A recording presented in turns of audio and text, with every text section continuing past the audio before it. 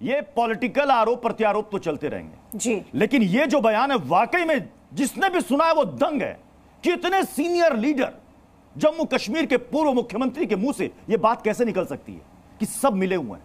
आपने तो अपने इस एक लाइन से सेना के अब तक की शहादत को आपने बिल्कुल खत्म कर दिया इस बयान से।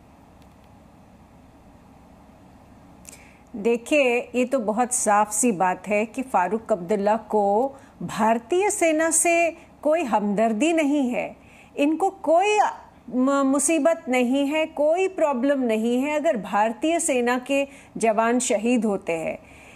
असल में सवाल तो फारूक अब्दुल्ला से पूछना चाहिए कि 1974 में जब ये JKLF के अमानुल्लाह खान और मकबूल भट्ट जिन्होंने पूरा आतंकवाद शुरू किया कश्मीर का, ये जाके उनके साथ रंगरलियां और खाना इकट्ठा एक ही थाली में खाए थे पाकिस्तान ऑक्युपाइड जम्मू कश्मीर में, तो उनको उस वक्त फारूक अब्दुल्ला को किसने कहा था जाने को? ये मुझे बताइए कि फारूक अब्दुल्ला जब चीफ मिनिस्टर थे 1987, उस वक्त जब यासीन मलिक, जब सईद सलाउद्दीन, जिन्होंने पूरा आतंक का थिएटर कश्मीर में चलाया पिछले 35 साल से, इनके ही दौरान, इनकी चीफ मिनिस्टरशिप के दौरान वो लोग LOC कैसे क्रॉस किए, वो लोग वापस कैसे आए? ये बताइए कि इनके ही जानकार, इनके मोहल्लों में रहने वाले, श्रीनगर के डाउनटाउन के जितने भी ये सेपरेटिस्ट और आतंकी थे, ये कैसे पाकिस्तान गए, कैसे पहुंच गए और वापस कैसे आए जब ये चीफ मिनिस्टर थे? इनसे ये पूछा जाए कि जब इतना कोलैप्स हो गया, कश्मीरी हिंदुओं का नरसंहार हुआ, तो ये लंदन क्यों भागे?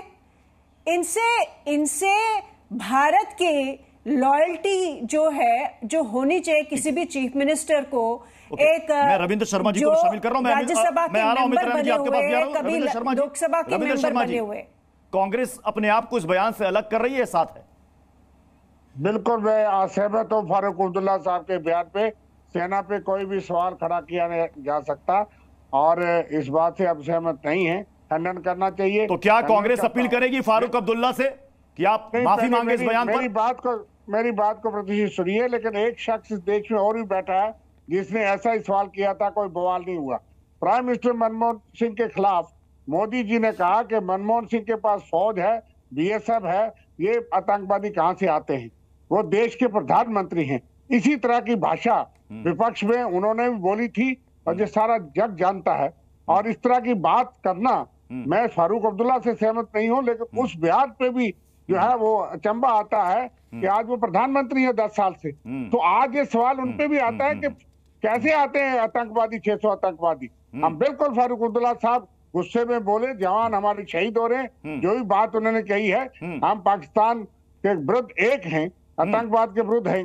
लेकिन यह है कि दो भाषा कैसे हो सकती है, दो पैमाने कैसे हो सकते हैं? जब मोदी जी ने ये बात देश के प्रधानमंत्री से बार बार चिल्ला कर ये कहा, तो क्या उस वक्त सेना पे सवाल नहीं था, BSF पे सवाल नहीं था?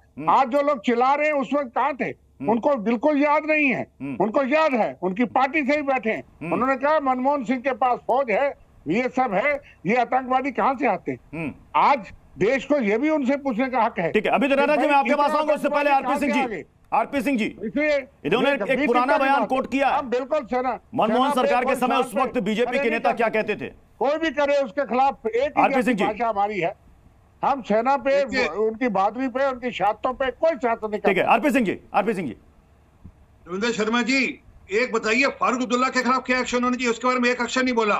ये अक्षर आपके, अरे सुनिए ना सर, सुनिए 1 मिनट, अरे बोल तो दीजिए कम से कम कि फारूक अब्दुल्ला देश रही है, फारूक अब्दुल्ला मिला हुआ है, ये बोल सकते हैं ना? अगर फारूक अब्दुल्ला कह सकते हैं कि देश की सेना पाकिस्तान के साथ मिली हुई है और वह आतंकियों को अंदर आने दे रही है, तो आपके मुंह से इतना शब्द निकल सकता है कि फारूक अब्दुल्ला के खिलाफ मुकदमा होना चाहिए। आपके नेता ने आप क्यों नहीं कहते कि फारूक अब्दुल्ला के खिलाफ मुकदमा होना चाहिए? क्यों नहीं आपके मुंह से निकलता कि मुकदमा होना चाहिए? हिम्मत नहीं ना, क्योंकि आप भी देशद्रोहियों के साथ मिले हुए हैं। बिल्कुल मैंने कह दिया। जैसे लोगों के साथ जुड़े हुए हैं जिन्होंने ये कहा कि पाकिस्तान ऑक्युपाइड कश्मीर पाकिस्तान का हिस्सा, हमारा हिस्सा नहीं है, जिन्होंने कहा कि चाइना को आकर जम्मू कश्मीर पर राज करना चाहिए, भारत का बस का नहीं है, ये फारूक अब्दुल्ला के बयान है, किसी और के बयान है।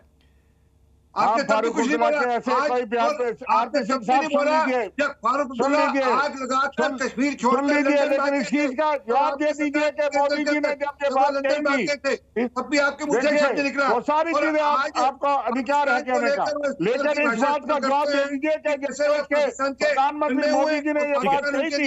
अमित रैना को मिलाइएगा स्क्रीन पर। अमित रैना जी, जब इस तरह के बयान सामने आते हैं तो सीधे ये लगता है कि आपको अपनी सेना पर भरोसा नहीं है, सेना की शहादत पर आपको यकीन नहीं है, आप उनका मजाक उड़ाते हैं, माखौल उड़ाते हैं।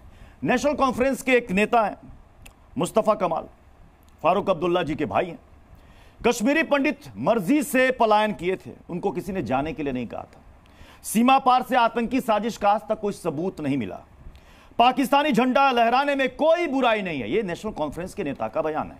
यह क्या बताता है अमित रैना जी, क्या है ये? देखिए, कुछ हफ्तों पहले स्टेट के डीजीपी का एक बयान आया था जिसमें उन्होंने कुछ पॉलिटिकल पार्टी, जम्मू कश्मीर की पॉलिटिकल पार्टीज पे सीधे आक्षेप लगाया था कि वो आतंकवाद को संरक्षण देते हैं। और ये फारूक अब्दुल्ला का बयान कल क्यों आया है? पिछले 3 दिन से 3 जगह पे इनकाउंटर चला रहा है जहां पे आतंकवादियों को घेरा गया है, और किस तरह सेना का मनोबल तोड़ा जाए, किस तरह सेना को कमज़ोर करा जाए। तो फारूक अब्दुल्ला एक बयान दे देते हैं जिसमें वो हमारी फौज पे सीधे का सीधा इल्ज़ाम लगा लेते हैं। आप भारत सरकार से सवाल पूछे कि ये क्यों आ रहे हैं तो मैं समझ सकता हूं कि कहां पे कमजोरी हैं। आप सीधे का सीधे कहें कि ये मिले हुए हैं, एक सीधे का सीधा इल्जाम है, और इसलिए है ताकि मनोबल टूट सके और आतंकवादियों को कहीं ना कहीं से रिप्लाई मिल सके।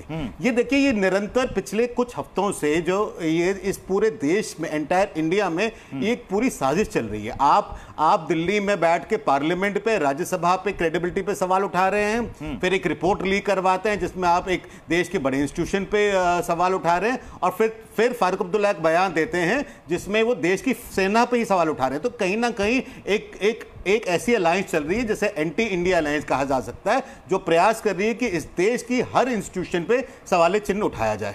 और फारूक अब्दुल्ला को अगर इतनी तकलीफ है फौज से, तो उन्हें ये आरपी सिंह को जवाब देना चाहिए। वो जो कांग्रेस से सवाल पूछ रहे हैं, आरपी सिंह जी, एलजी साहब को कहिए कि फारूक अब्दुल्ला को अगर सुरक्षा कर्मियों से इतनी तकलीफ है तो उनकी सिक्योरिटी विड्रॉ करी जाए, क्योंकि कल वो कुछ भी कह सकते हैं कि मेरी जान पे खतरा है, ये है, उनकी सिक्योरिटी विड्रॉ करी जाए।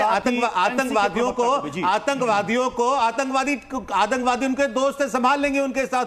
और मैं आज उम्मीद कर रहा था उमेश तलाशी से, मेरे छोटे भाई से, कि वो अपनी पार्टी को कहते हैं मैं इस बयान पे आज कम से कम सरकार के सामने ये मीडिया में नहीं जा सकता। मैं इससे सहमत नहीं हूं। मिले हुए हैं सेना के जवान, सेना के अधिकारी, सब आपकी नजर में मिले हुए हैं, तो फिर जो सिक्योरिटी आपके नेताओं को मिली हुई है, अगर सब मिले हुए तो खतरा है आपको, कुछ भी हो सकता है। सब मिले हुए हैं। मैंने कहा ना, सबसे पहले तो आपको कहना चाहिए कि मैं नहीं लूंगा सिक्योरिटी। सुनिए, इस चीज को तोड़ मरोड़ के पेश करना, चलिए आप आपका काम है। मैं इस चीज को दिखा दिया साहब, आप बयानों पे बिना तोड़े मरोड़े पूरा बयान बीजेपी के सामने हमने 2 से 3 मरतबा मैं जवाब देता हूँ। बीजेपी के प्रवक्ता और उनके जो सपोर्टर्स हैं उनको एक जवाब देता हूँ। आप बयानों पे जाते हैं, मुस्तफा कमाल साहब ने ये बयान दिया था, उन्होंने इस खिलाफ बयान दिया था। आप इस चीज पे नहीं जाते हैं। आतंकवादी 1979 में किसने छोड़े थे, जो एलओसी क्रॉस करके आए थे? उमेश जी, 89 में 100 आतंकवादी एलओसी क्रॉस करके आए, जम्मू कश्मीर पुलिस ने और इंडियन आर्मी ने उनको पकड़ लिया। उनको किसने छोड़ा, ये बताइए जरा, आज देश को बताइए, आज ये देश को बताइए। 100 आतंकवादियों को जिन्होंने अपने 40 साल कश्मीर की हालत खराब कर दी, उनको किसने छोड़ा? किसने छोड़ा उन 100 आतंकवादियों को? यासीन मलिक को, यासीन मलिक को किसने छोड़ा? किसने छोड़ा यासीन मलिक को? जब हुई अशफाक डार, यासीन मलिक को किसने छोड़ा? किसने रिहा किया? सरकार से पूछने का आए दिन एनकाउंटर, ये सवाल का जवाब दे दीजिए। और जो अल-अफ्ता के पूछिए 600 टेररिस्ट थे उनको पुलिस में और ब्यूरोक्रेसी में किसने डीजीपी जम्मू कश्मीर कह रहे हैं कि 600 से ज्यादा टेररिस्ट इन्फिल्ट्रेट हुए इंडियन सॉइल पे। बिल्कुल है, और उनको 72 रूलों के पास भेज दिया जाएगा। आप उसकी फिक्र ना करें, वो 72 रूलों के पास जाएंगे, वो 600 के 672 रूलों के पास जाएंगे, और आपके नेता फातिहा ही पढ़ते रह जाएंगे उन 600 का। फारूक अब्दुल्ला पे ब्लेम करने से तनवीर अहमद तंत्री को भी लाइएगा। तनवीर अहमद समस्या, तनवीर अहमद जी देखिए, कांग्रेस ने कहा कि हम फारूक अब्दुल्ला के इस बयान से बिल्कुल भी सहमत नहीं है, ये कांग्रेस ने अपना स्टैंड रख दिया। अभी तक पीडीपी ने क्लियर नहीं किया कि आप उनके साथ हैं या नहीं है इस बयान पर। तनवीर अहमद, इससे पहले आरपी सिंह साहब ने जवाब नहीं दिया जो मैंने कहा था कि मोदी जी की क्या सजा होनी चाहिए, जिन्होंने कहा था मनमोहन सिंह के बाद। हाँ, आरपी सिंह साहब सो सुनिए ने, उनको छोड़िए। बीजेपी पे जम्मू कश्मीर यूनिट की क्या सजा होनी चाहिए, जिन्होंने सोशल मीडिया है अभी देखिए तनवीर अहमद जी, अब आप ही के दोनों सहयोगी बोल रहे हैं, आज अपने बयान से सहमत है कि नहीं है? जो तनवीर अहमद को बोलने दीजिए। तनवीर अहमद, हाँ बोले। तनवीर अहमद उसके क्या जवाब देंगे बीजेपी वाले? एक सेकंड, एक अपना बयान वापस। उमेश जी रविंद्र जी अभी उमेश जी रविंद्र जी अभी पीडीपी के प्रवक्ता बोल रहे हैं। बोले तनवीर अहमद, तनवीर अहमद बोले। देश की बड़ी पार्टी का तनवीर अहमद बोले, आवाज आ रही है आपकी। उमेश भाई आप हमारी भी सुने, भी सुने। हाँ बताइए।